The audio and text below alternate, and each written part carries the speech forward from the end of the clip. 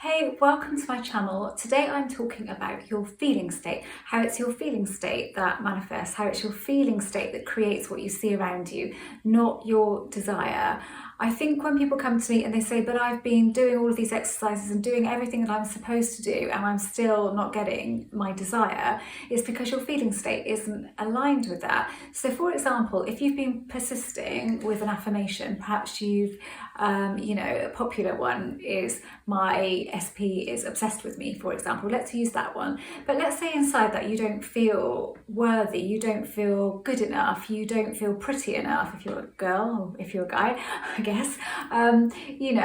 Sorry, I often refer to it as a female because from a female point of view. But if you don't believe any of that stuff about yourself, you're feeling contrary to what you're trying to manifest. So basically you are trying to change something on the outside without changing the inside. And that is where the issue lies. And that is where we get stuck and we get caught in all of this anxiety, trying to fight with what's going on inside of us, trying to change something that we don't really believe is possible. So basically, me saying we get what we feel, if you are trying to manifest something, that phrase again, trying to manifest, which shouldn't be a phrase, if you are wanting to bring something into your life and you are affirming in order to do it and you're persisting and you've been persisting for a long time, really take note of your feelings and think, how are my feelings about this?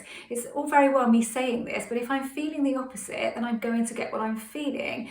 Yes, maybe if I persist and persist and persist, those feelings might change, but maybe they might not. And how long do I want to go on like this? It's really key to take note of how you're feeling, and we don't do that a lot. We go on with this stuff and we don't really stop to look at how we're actually feeling, because we get what we feel, we don't get what we want, we don't get what we desire. When you hear you'll see videos out there, get anything you want with the law of attraction. Yes, you can, but what's often not said is if you want it and then feel that you're not worthy of it and all of these reasons that you can't have it, then you'll get what you're feeling about it, not what you want. And of course, when we are wanting something in particular and we're putting effort to getting that, we then look for the result. We're always looking for the outcome, which again is what we shouldn't be doing. Looking for the outcome pushes the outcome further away from us.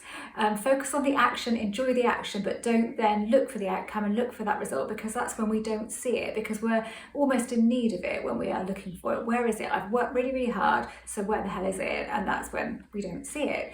So it's always key to take note of your feelings, always a good idea to do that on a regular basis when you are working towards changing your reality. As I say every time, less is more. I promise you that less is more, because the more work we put into something, the more need energy we tend to put out there, and the more that it feels like that is moving away from us. And the more it feels like it's moving away from us, the more it will move away from us, because we will then create that feeling of it's moving away from us. I'm getting the opposite. I'm not getting what I want. We then create a feeling around that, so that's more likely to persist. So the best thing to do now is, if you've been struggling to bring something into your life for a while, and if you are struggling, then you're probably trying too hard, but it's to really look at how you're feeling, really take note of that and think, if I'm affirming for something, and I'm affirming for something to be a certain way, but I am feeling inside that can't happen, and there are reasons for that, not even necessarily that, it could just be that you have an underlying feeling you've always had that you're not worthy of it, you're not, like I said, not good looking enough, not, not funny enough, not clever enough, not smart enough, if it's for a person, that you have all of that going on, and then you're trying to affirm the opposite of how you're feeling about yourself, it becomes very difficult, and then it becomes a chore, and then it becomes exhausting, and it really does become something that you think, God, I wish I never knew about this. Before I knew about this, I was getting through life much easier. Now I'm struggling. So once you get to that stage, you know that something needs to be done. You need to rein it in. So really and if you do feel that about yourself, all of those sort of negative things and those things that are going to stop you, you can bring a person in and out of your life for the rest of your life, the same person. But if you don't sort your feeling state out and your internal programs about yourself and your feelings about yourself, then you will always get the same outcome from it, and they will keep going, and they will come back, and they will go, and they will come back. And you don't want that. You want something to sustain. So that is why it's best to work on yourself before you even look at trying to bring a person into your life. Like, how do you feel if you're in a really god-awful way? You know, if you feel horrendous about yourself and you're wanting somebody back in your life, yes, you can bring them back into your life, but they will probably go again, and well, they most definitely will go again, and you'll be in this constant cycle of them coming and going, and you'll be doing it each time, and you'll be getting success. They'll come back, they'll go again. So you know, that is hard work, isn't it? And that takes the joy out of life. It takes the joy out of relationships. So what you really want to do is look at yourself. What's going on inside of me? If I don't think I'm smart enough, why don't I think I'm smart enough? If I don't think I'm clever enough, why don't I? If I don't think I'm pretty enough, why don't I? And what is pretty enough anyway? What is clever enough? What is smart enough? You know, it's subjective. It really, really is.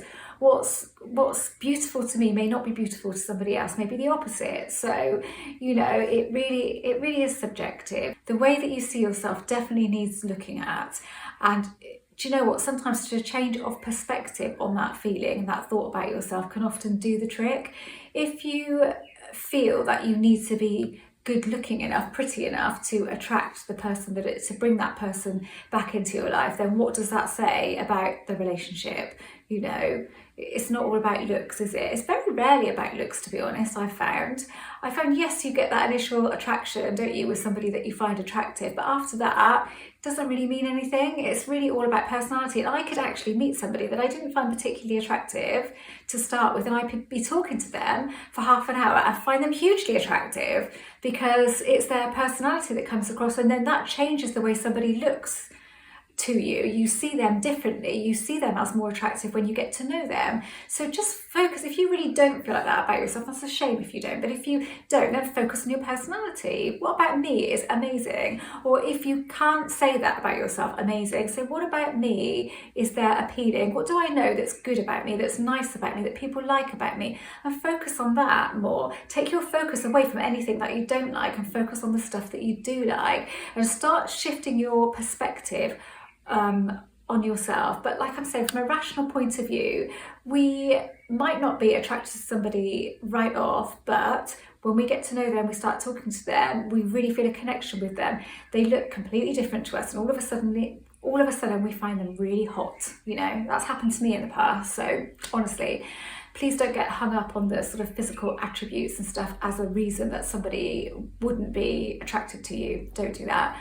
And I promise you this, that changing the way you feel about yourself will inevitably change the way that people feel about you and see you. It really will.